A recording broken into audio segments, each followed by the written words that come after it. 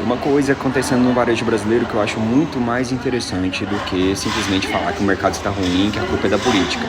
As Casas Bahia sim entraram em recuperação judicial com mais de 17 bilhões de reais em dívidas. Mas enquanto isso, a Riachuelo acabou de apresentar o melhor segundo trimestre da história e está abrindo novas lojas, no mesmo Brasil, com os mesmos juros, com o mesmo consumidor.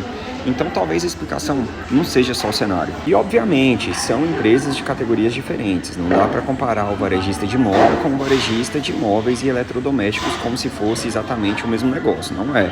Mas justamente por isso que a comparação é interessante, porque mostra que quando o ambiente fica difícil, a estratégia começa a aparecer muito mais. A Riachuelo lucrou 168 milhões de reais no segundo trimestre, o crescimento foi mais de 36% com comparação ao ano anterior, e foi o maior lucro da história da empresa para o segundo trimestre.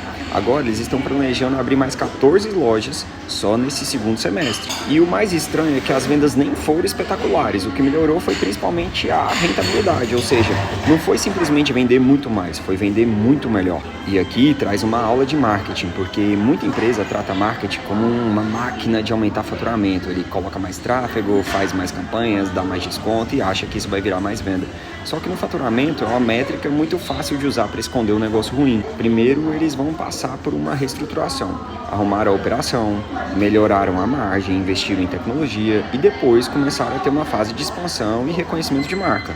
E no meu ver, a ordem que eles estão seguindo é essa: primeiro eficiência, depois crescimento, depois operação, depois branding, primeiro descobrir onde é que ganha o dinheiro e depois colocar mais dinheiro onde funciona. Ela não está mudando o logo, ela está mudando a loja, o produto, a experiência, a tecnologia, o posicionamento e tentando transformar a própria origem brasileira numa vantagem competitiva. E aí a gente vê o contraste claramente, enquanto as Casas Bahia está fechando centenas de lojas e tentando reorganizar uma dívida gigantesca que talvez seja impagável. E não estou falando que isso aconteceu por causa do marketing, seria uma análise muito superficial e burra. A dívida, crédito, operação, juros, categoria e uma série de fatores entram também nessa conta.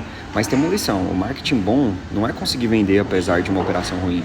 O marketing bom deveria ajudar uma empresa boa a ficar ainda melhor. Porque quando o mercado está fácil, aí é fácil todo mundo parecer muito competente. Agora, quando fica difícil, mostra a diferença de eficiência entre uma empresa e outra.